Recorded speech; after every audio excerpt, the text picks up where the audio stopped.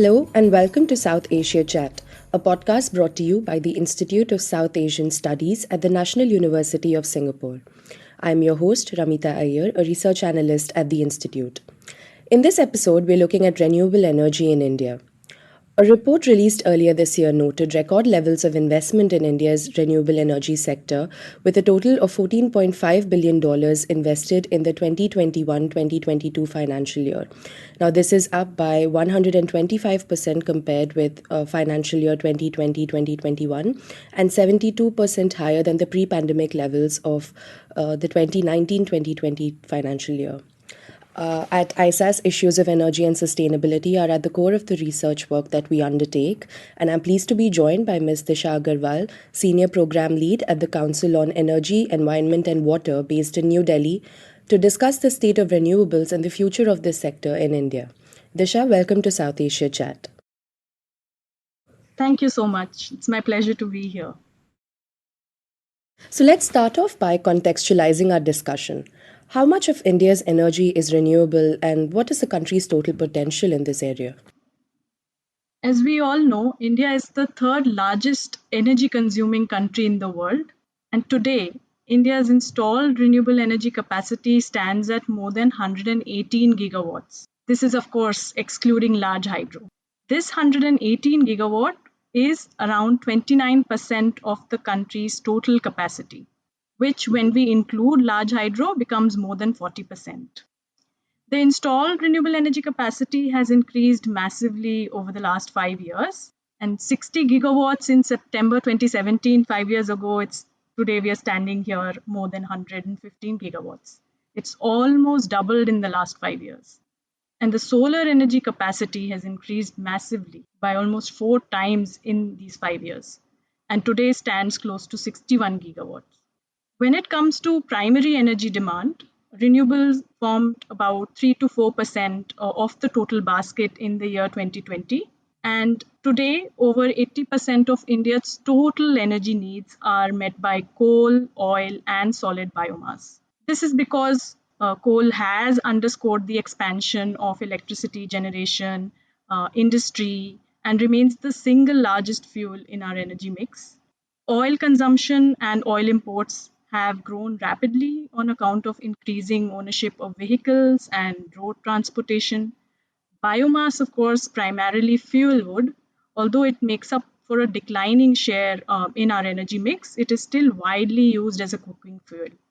However, as we move forward, renewables present a huge opportunity for decarbonizing India's energy sector.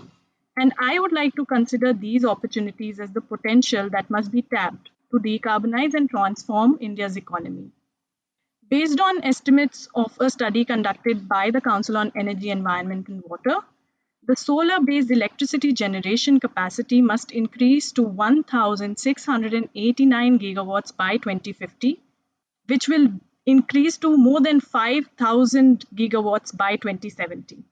Similarly, wind-based electricity generation capacity must increase to 557 gigawatts by 2050, which then goes up to almost 1,800 gigawatts by 2070. And similar increases we do see in the transportation sector, where we talk about biofuel blend for oil in cars, trucks, and even in the aviation sector. Similar increases in the share of electric cars in new sales by 2070 to be reaching as high as 84%, which will increasingly powered by green energy. So this is the kind of massive opportunity that lies in front of us, and I would consider these to be, unlimited potential that needs to be harnessed. Right. So, what are the key drivers of growth in the renewable sector? And can you also tell us about the role of the different stakeholders, like the Indian government, private Indian companies, as well as the foreign investors that are involved in this sector? Sure. So India's pledge at the COP26 was quite notable. Prime Minister Modi surprised the world by making an ambitious pledge for climate action, including declaring a net zero target. This target includes, of course, that India will bring its non-fossil energy capacity to 500 gigawatts by 2030. It will bring its economy's carbon intensity down to 45% by 2030. 50% of India's power generation capacity will be met through renewable energy by 2030. And of course, India goes on to achieve net zero emissions target by 2070. Now, these commitments highlight the Government of India's leadership and commitment to climate action, and renewable energy is the central pillar of its decarbonization action. For advancing renewable energy goals, the Government of India or the Union Government sets policy direction through various instruments such as the National Electricity Policy, the National Tariff Policy, and the National Electricity Plan. India's Ministry of Power also sets the renewable purchase obligation that drives how much RE would be there in the total consumption basket in the country. Next, we have the regulatory ecosystem, where, of course, there is a central regulator and we have state regulatory commissions that are regulatory bodies and have jurisdiction and function with respect to promoting generation of electricity from renewable sources of energy, determining tariffs from different projects, resolving disputes, if any, in the process. And these regulatory bodies also enforce the renewable purchase obligation, which means that the procuring entities, the obligated entities, actually meet their obligations through buying renewable energy. They also determine tariffs for renewable energy projects when required, and they also approve tariffs of all the projects that are today competitively bid out for procurement of renewable energy power. Now, private Indian companies are involved in generation, transmission, distribution, power trading, and of course, setting up of power trading platforms such as exchanges. Other than generation, all the other activities that I mentioned, those are licensed activities. So, appropriate licenses must be obtained from the regulatory commissions. And of course, system operations, which forms a big part of our power system. The system operations are run by independent bodies, which are called system operators, the load dispatchers, that are responsible for secure and reliable operation of our grid, which increasingly will become more and more renewables heavy. Now, the RE sector, as opposed to the conventional energy sector, is majorly private sector led. Almost all generation capacity today is owned by the private sector. And private sector also holds strong prospects in the transmission sector with cost reductions and competitive bidding coming into place. When it comes to investments, we know that 100% foreign direct investment is allowed in the power sector, of course, except for nuclear power. And there is no restriction on any foreign investor owning and setting up operations in India. And investment through debt is regulated by lending norms formed and revised by the Reserve Bank of India from time to time. And debt investments is occurred through green bonds, both rupee and dollar denominated bonds. And as you mentioned in the beginning, the foreign direct investments in renewable sector have risen massively over the year 2020-21. Recently, we saw some estimates coming up for 21-22, which we saw that around 1.6 billion US dollars being invested as FDI in the sector. The Parliamentary Standing Committee on Energy has noted that the RE sector needs an annual investment of 1.5 to $2 trillion rupees till 2030 to meet our targets. In a recent report, the Council on Energy, Environment and Water estimated that achieving India's stated 2070 net zero target would entail an investment of US dollars 10.1 trillion in 2020 prices. While a large part of the investment requirement could be mobilized through conventional sources, a significant investment gap of 3.5 trillion US dollars would remain. Concessional investment support totaling 1.4 trillion US dollars, equating to an average of 28 billion US dollars per year for the next 50 years, is necessary to bridge the financing gap. Hence, the role of foreign investment becomes even more critical in lowering the cost of finance for investment in RE, since higher foreign investment in RE corresponds with a lowering of project debt finance in RE. Foreign investors can tap low-cost debt from the international bond market. In order to achieve climate outcomes consistent with the Paris Agreement goals, both the scale of climate finance flows and the share of concessional finance must increase.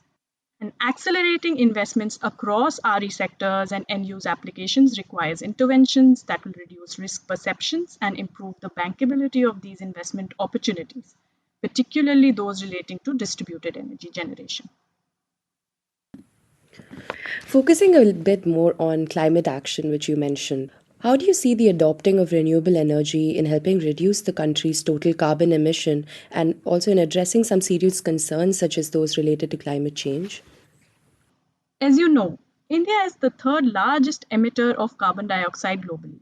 Electricity and heat are responsible for almost half of India's annual emissions. With a growing economy and increasing energy requirement, relying on coal based thermal power will become increasingly infeasible.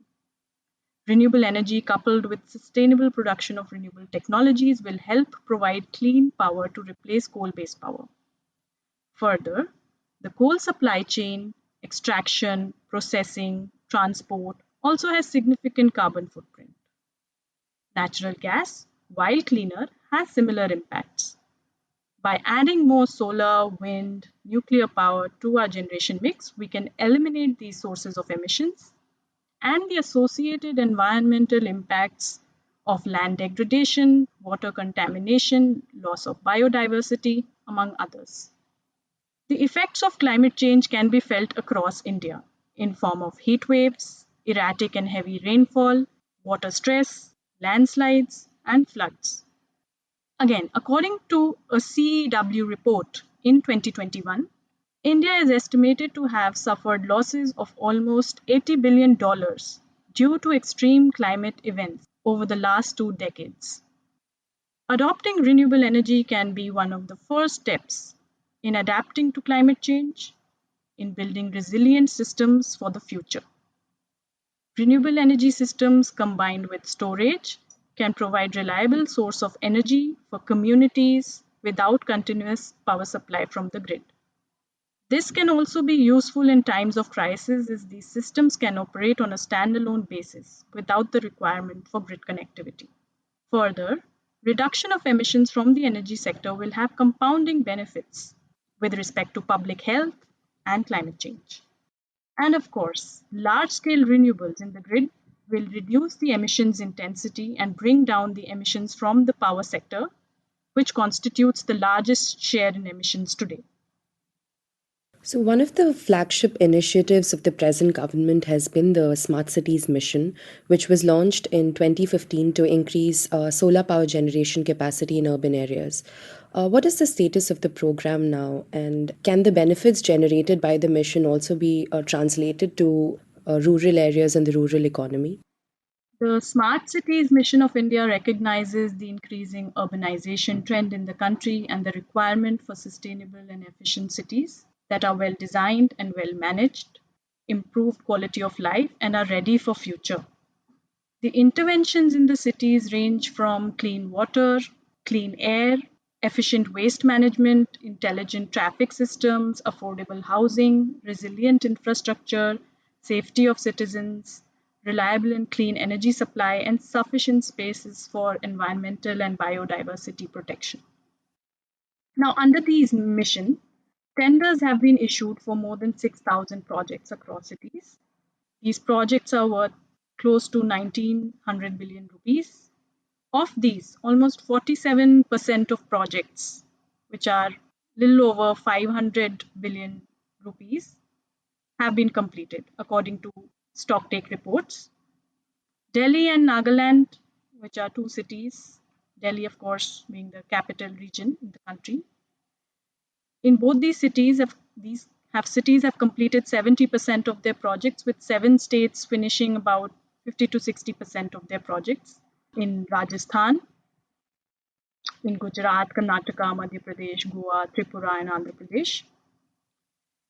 Now, smart cities can use renewable energy to power their clean and resilient energy systems. Due to their distributed nature, each smart city can look at developing their own renewable energy microgrid with a combination of solar, wind, bioenergy storage systems according to the resource availability in that city. This can help provide reliable power supply to the citizens while ensuring energy security, resilience, and sustainable development of the cities. And a clean and reliable system can be a service to the smart cities that can help develop further services for the citizens. Keeping this in mind, I think recently also the government has taken an initiative to identify at least one smart city in each state, union territory, and we see action happening on that side. Now, when it comes to the rural economy, I think there is a need to think beyond just energy provision and focus on the people, the end users, when it comes to maximizing the use of RE to transform rural economies. Now, this includes skilling of the end users, financing of the equipments, market linkages for the products that are produced by rural businesses. All of these activities need a convergence across multiple actors in the energy and livelihoods domain. So at CEW, we are helping facilitate this through our Powering Livelihoods program, wherein we mainstream clean energy based livelihood solutions by providing capital, technical, and sectoral growth support to several productive use enterprises. We also found out that India has a market potential of more than 50 billion US dollars to use decentralized renewable energy for productive enterprises in rural areas, such as cold storage, looms, rice mills, sewing machines, and many others. The moment we expand the horizon from just decentralized renewables to productive use of decentralized renewable energy, we unlock many more jobs. We unlock many more livelihoods. For example, each solar cold storage could augment incomes for 50 to 100 farmers. Each agro processing unit could help a group of farmers, or in India, we call farmer producer organization. We see a huge potential for jobs and livelihoods in agri applications such as solar pumps, cold storage, and post harvesting processing. Additionally, there is significant potential in textile value chains, in small shops, especially small refrigerators, including value chains like dairy and fisheries. New business models and pilots can bring energy transition closer to communities, both in cities and in rural areas. For example, at CEW, we've evaluated the techno-economic feasibility of agricultural solar microgrids, role of solar urban microgrids with battery storage. In India, there are multiple examples coming up. In Bangalore, the distribution utility is combining rooftop solar with electric vehicle chargers to ensure 100% green mobility. We also see that organic kitchen waste is being converted to compressed biogas for transportation, and agriculture residues are being converted into pellets for reducing coal combustion in thermal power plants and industrial boilers. Now, all of these applications and end uses have tremendous job potential, and as per a CEW report, 20 gigawatts of microgrid projects could generate around 110,000 skilled and unskilled jobs. And every 4 gigawatt of new rooftop solar could create 50,000 jobs. These systems can provide local, reliable, and affordable clean energy to consumers and offset emissions even across supply chains. Well, thanks for that, Disha. You have highlighted several important aspects related to renewables in India, be it the potential of the industry, the various actors involved, the benefits that it can bring, as well as the range of work that you're undertaking at CEEW. So I'd like to close our conversation today by hearing from you on the potential challenges that you foresee in India's transition to a global green power. I think there are certain challenges when India thinks of developing the massive infrastructure that is required for renewable energy. And when we think about expanding our infrastructure, our generation capacity, the challenge that comes forward is, of course, of land.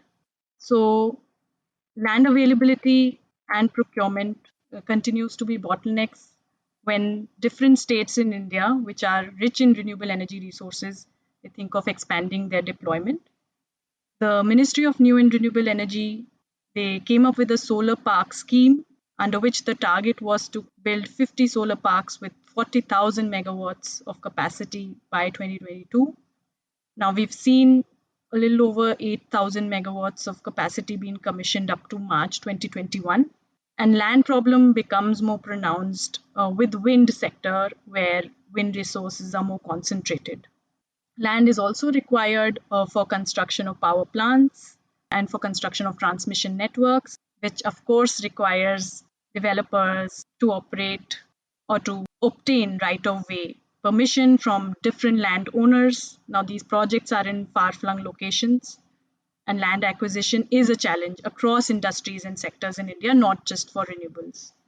Now, there is no sector specific solutions to the land problem, but states have gone ahead under their renewable energy policies. They have tried to look at creation of land banks from which they could allocate land to industries.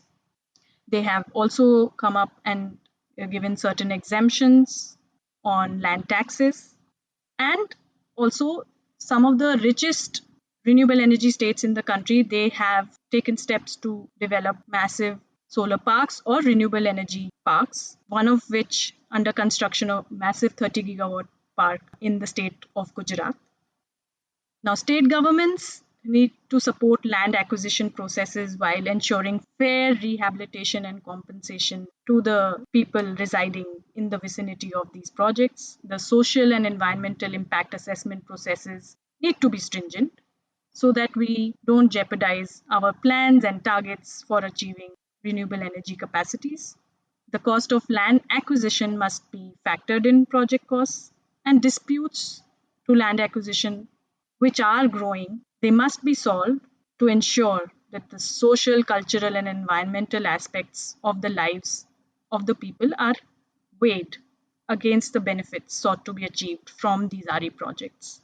So at CW, we are working at an initiative called Responsible and Inclusive RE Development, where we are looking at some of these aspects from the very ground level by talking to communities and seeing what kind of comprehensive frameworks can be developed which enhance community involvement and make the entire deployment process more planned and friendly.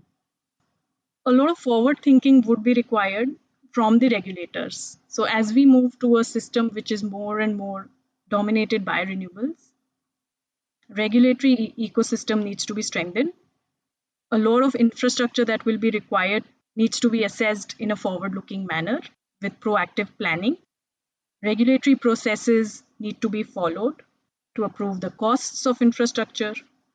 These processes need to be again forward-looking, and planning needs to be done for short, medium, and long term so that appropriate capital expenditure is provisioned. The strength in the regulatory bodies needs to be improved. The markets, as more and more market-based purchases of renewable energy happens, market development, market design has to be very robust. Liquidity in the markets needs to be enhanced, and the market monitoring capacities in the regulatory bodies again needs to be more strong. And last but not the least, as we again move towards a high RE scenario, grid integration is again not just in India but world over said to be a challenge that all countries are confronting. So there are a host of strategies, best practices that countries can learn from each other. India has also set an example when it comes to lowering of costs and proactive planning to reduce costs of generation.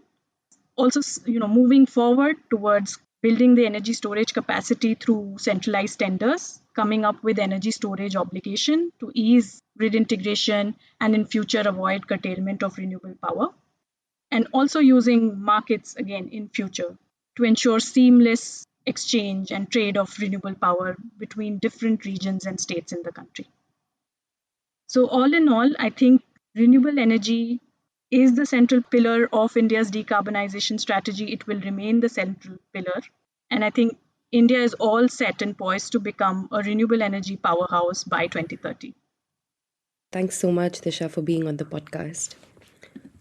You were listening to South Asia Chat. To learn more about our work, visit us at isas.nus.edu.sg. You can also get updates on our publications, podcasts, and events through social media. We're on Twitter, LinkedIn, Facebook, and Instagram.